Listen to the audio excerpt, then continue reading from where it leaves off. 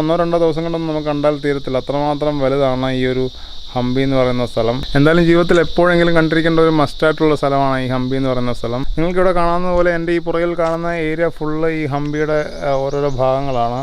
ഇതിൻ്റെ ഓരോ കുന്നിൻ്റെയും സൈഡിലും ചരിവിലും ഒക്കെ ആയിട്ട് നിരവധി മണ്ഡപങ്ങളും അമ്പലങ്ങളും ഉണ്ട്. നമ്മൾ ഓരോന്ന് കണ്ടുവരുമ്പോഴാണ് നമ്മളിതിൻ്റെ ഇടയ്ക്കത്തെ ഓരോ സീക്രട്ടൊക്കെ നമ്മൾ മനസ്സിലാക്കി വരുന്നത്. അതുകൊണ്ടാണ് ഞാൻ പറഞ്ഞത് 1-2 ദിവസം കൊണ്ടും നമ്മൾ കണ്ടാൽ തീരില്ല, അത്രമാത്രം വലുതാണ് ഈ ഹംപി എന്ന് പറയുന്ന സ്ഥലം.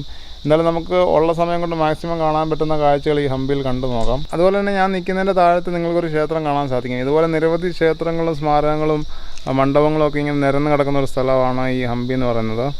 ഈ കാണുന്ന ഓരോ മലയുടെയും അപ്പുറം വേറൊരു മലയും അതുപോലെ തന്നെ നിരവധി ക്ഷേത്രങ്ങളൊക്കെ ഉണ്ട്.